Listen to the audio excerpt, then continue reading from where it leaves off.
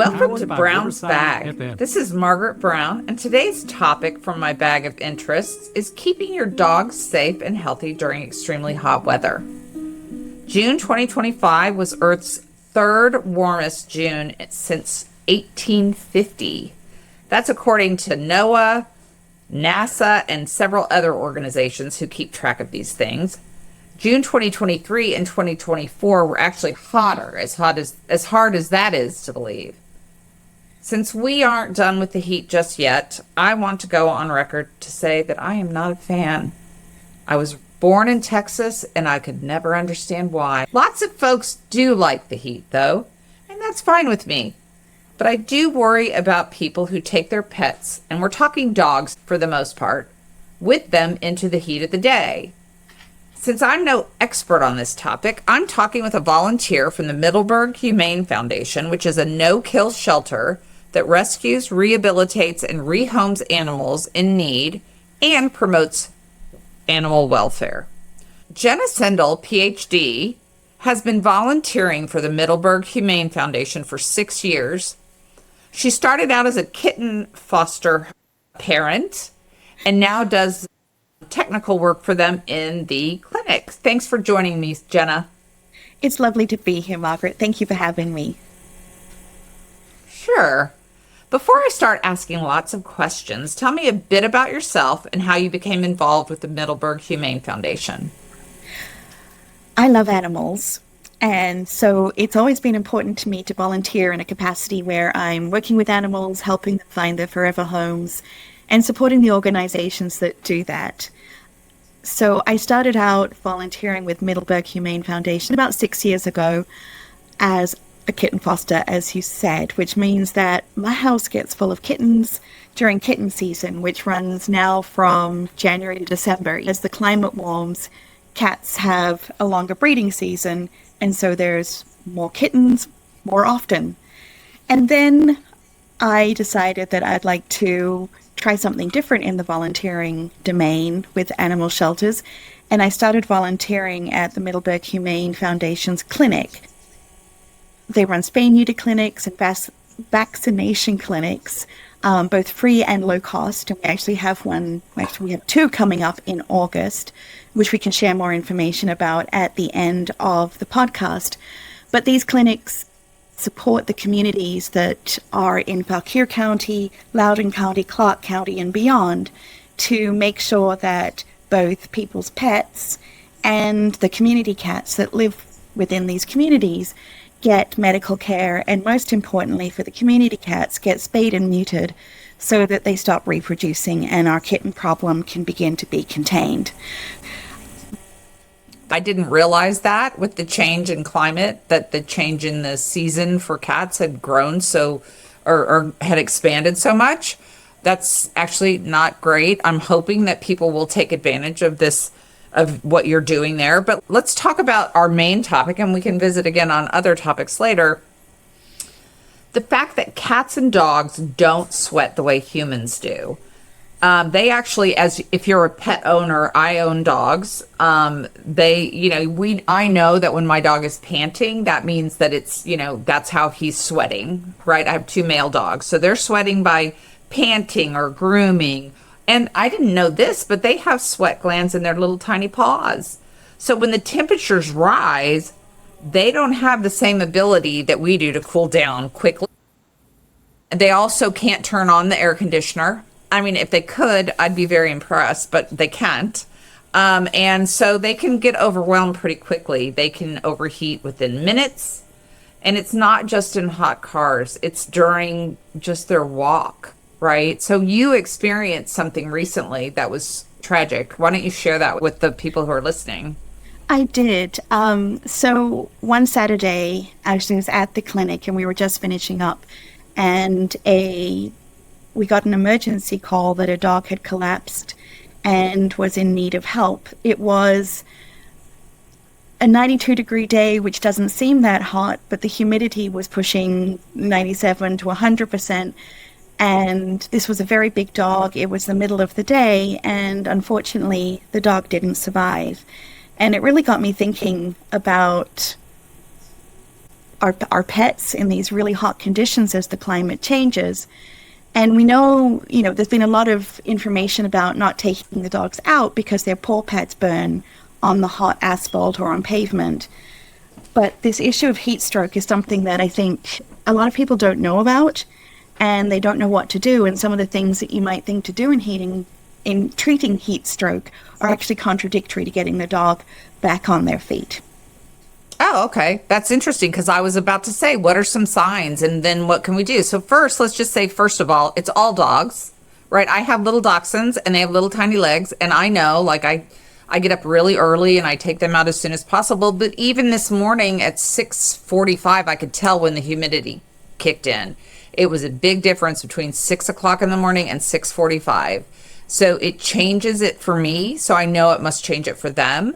And I knew that I was having this call today. So I was thinking in those terms of like how it's not just the heat, it's the humidity. We can talk about, that's a whole nother topic for whether you're from New Mexico or Texas, right? Or someplace like that, where it's not humid versus where it is humid. But I don't think it matters what the breed of dog is. So let's talk a little bit about those signs of how would I know, besides, I don't know what, how would I know if my dog's starting to overheat? So Margaret, you make a great point. It is all dogs. If you think about it, no matter their coat, they're wearing a fur coat when it's 95 degrees and 97% humidity. We wouldn't handle that situation well, and we have agency through voice and through that air conditioning switch, which your dachshunds can't reach, and neither can my Welsh Springer Spaniels. So we have to really be their advocates and their guardians in these situations. The first signs of heat stroke are very different from sort of the last signs of heat stroke. So what I'm going to talk about right now are those sort of serious signs where your dog is out, your dog is panting excessively, your dog is getting sort of unsteady on its feet and dizzy, and its eyes are getting glassy. Those are all very bad signs, and you want to act quickly to get your dog not just into the shade, but into a cooled, air-conditioned environment where you can help them reduce their internal temperature quickly. But as a pet owner, it's my responsibility, like you said, to check the weather.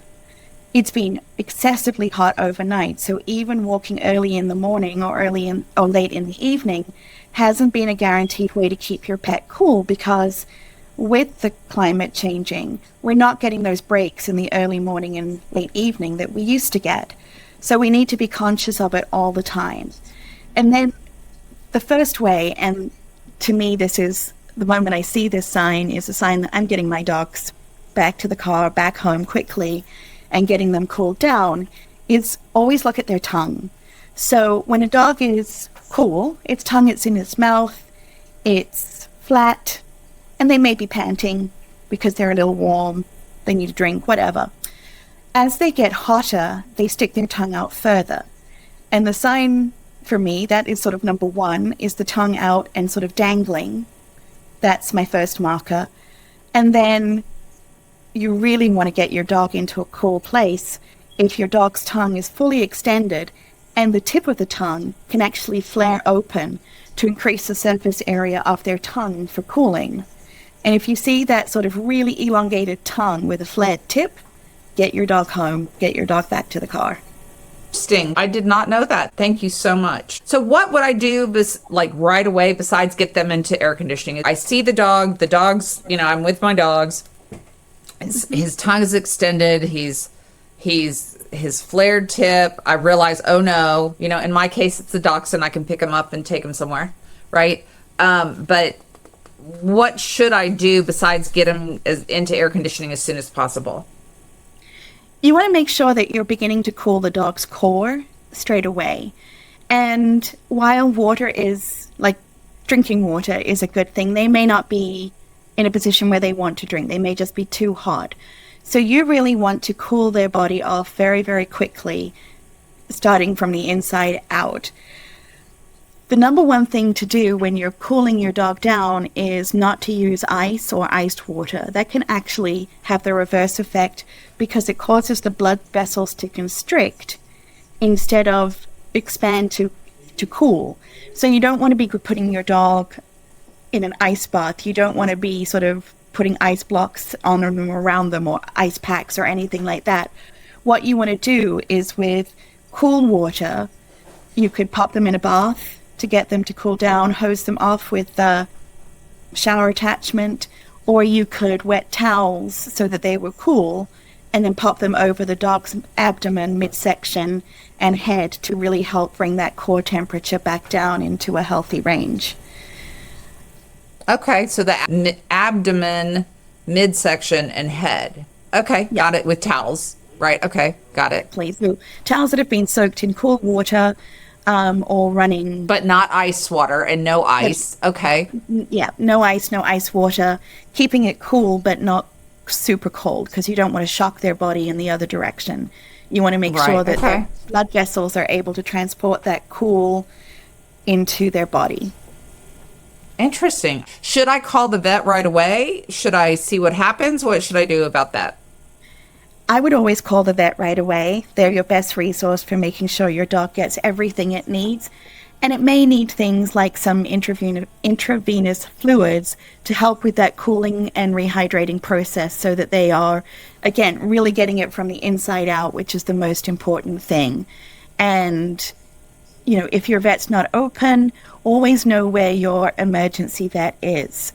Sometimes your vets have that on their answering machine, but it's better just to make sure you know where your nearest vet is. Have that on your fridge, in your cell phone. So if a situation like this arises, you can get them to the right place as quickly as possible without needing to sort of mess around finding it. And while your dog may seem okay, think of it like you would a little kid. Again, they can't really advocate for themselves, so you want to get them to the medical professionals so that they can be checked out fully, and, as I said, receive things like intravenous fluids so that you know that they're really going to be okay after this stressful experience. Yeah, that's interesting. Thank you. That's a great tip as well. They can't advocate for themselves at all. So I thought it was interesting what you said a little earlier about the paw pads. You know, if you can't put your own hand on the sidewalk, it's too hot for your dog. I do have a quick question for those people who have dogs with longer coats. I have short-haired dachshunds, as I mentioned, but I did have a Shiba Inu Chow mix in the past, and we thought it would be good for him to shave him in the hotter months, because we thought that would be helpful. And our vet actually told us not to do that. So why don't you talk to us a little bit about coats and, you know, whether or not people should shave their dogs and that kind of stuff to help them cool down? Your vet was exactly right. You really shouldn't shave your dog down for the summertime, thinking it's going to give them an advantage in being cool. Some dogs' coats are specifically designed for protection against the elements, and so you don't want to take that part of their sort of physiological makeup away from them. It may be that in the winter they need a double coat to protect them from the elements. And by shaving it, you sort of can mess up the makeup of the coat, and it no longer provides that sort of water resistance or cold resistance that they have. And also, the coat gives them protection against the sun for sunburns and those kinds of things. And while we treat our dogs like children, we're not going to be putting sunscreen on them. Maybe a cute hat, maybe some goggles, but I don't want to be trying to wrangle my dog with some SPF 50. So you want to keep your dog's coat clipped for sure, mat-free definitely, and maybe shave their belly if it's really, really hot, and that way they can put their belly on the cold tiles or a cold floor or another cold surface and get some cooling benefits that way. But for the majority of their coat, especially that which is on top of their body, you want to be keeping that in sort of line with what your dog is built for, whether that's built for cold weather, whether that's built for rain resistance, mud attraction. Think about what your dog's purpose is and treat their coat accordingly. The other thing is, walks are important. Would never deny that. Walks give dogs exercise, mental stimulation through sniffing. Sometimes my dogs and I just take a sniff walk where they're in control of the walk and they get to sniff and add new smells to their library. and really just have a good time. And that wears their brains out. But if you're in a position like we are right now, when the weather is just really brutal and unpleasant, you can find other ways to keep your dog occupied and stimulated, whether that's going and getting puzzle toys where you put their kibble in and they have to work out how to get the kibble out, by giving them lick mats where they can have something to lick, and that gives them a certain amount of stimulation. Snuffle mats where you hide their kibble within fabric that's like fleecy fabric that's tied up, and they can snuffle through and find their treats in there, or a good chew bone or something along those lines. That can mentally stimulate them to the point, not where they can miss walks every day, but you can certainly have a short walk or just a little outside time for potty, rather than needing that full walk to get them the stimulation that they need. So I think that's something else that I had to learn about, because I am not taking my dogs out when it's brutally hot on a walk on a hard surface. So getting them a full range of things that stimulate their brains was of something that was key in sort of my dog ownership journey. I'm glad you brought that up, because I learned that within the past year or so about the sniffing, right? Like if your dog goes out into the yard every day and never gets to go outside its environment, it's not really being stimulated in that way, and it's not learning. So when I do take them for a walk, I try to vary it up in the neighborhood so that they can get different stimulation. But I also do exactly what you do and say, you know what, today is too hot. It's just too hot. So we're going to do something else. We're going to play fetch inside, or, you're just going to lay in my lap all day, whatever, But if I'm not willing to go out into the heat because it's too hot for me, I'm certainly not going to force them to do it. So happy you were able to share your knowledge with us. What else? Is there anything else you want to make sure that we share before we wrap up? I will give a pitch for volunteering at your local animal shelter, whether that's Middleburg Humane, Loudoun County Animal Services, whichever organization you're near. They can always use your help. They exist to support people who have had to relinquish their animals for whatever reason, and that's a terrible situation. So what we can do is be there to support them financially by making donations, going to their events, or volunteering in person at the shelter. And a lot of shelters have an opportunity for parents and children to volunteer together, so you can really instill that into your kids. Children generally can't volunteer by themselves, but they can volunteer with a parent or with their scouting group. And any help is welcomed. It's an overwhelming task taking care of these animals who don't have homes at present. And so anything you can do to support your local animal shelter, get out there and do it. And it's rewarding. Real quickly before we wrap up, give us the name and the website address that we need to know about Middleburg Humane Foundation, and anything else you want us to know. Excellent. So Middleburg Humane Foundation is actually located in Marshall, Virginia, about 15 minutes from Middleburg. They moved there because they had the opportunity to build a state-of-the-art shelter, which is amazing, and it can care for our usual pets, cats and dogs and bunnies. But it can also take horses and pigs and chickens and ducks. And they've even had a pheasant there, of all things. I do not recommend pheasants. They're kind of mean. But they seem mean. They can take all kinds of animals out there at the shelter, and it's a beautiful facility. As you said, it's a no-kill shelter, which is really important, I think, for the progression of caring for animals. The website is middleburghumane.org, and there you can learn about their available pets, the team who runs the shelter, the adoption process, and the events that they have coming up. And what I want to highlight in terms of events is that we have these ones are no-cost clinics for vaccinations for FERCP for cats and the equivalent for dogs, coming up in August 2nd and 23rd. You can learn about them on social media and also on their website. And all you need to do is register for the event and show up with your animal, dogs on a leash, cats in a crate, and you can get vaccinations for free to make sure that your pets are kept healthy all year long. Thanks again for joining me, Jenna. This was great information, and I really appreciate your time and all you do for Middleburg Humane Foundation and our community as a whole. And thanks to everybody for listening to us chat about dogs and heat and how to take care of your pets if they get overheated and how to even recognize it in the first place. Thanks for joining Brown's Bag, and I'll talk to you soon.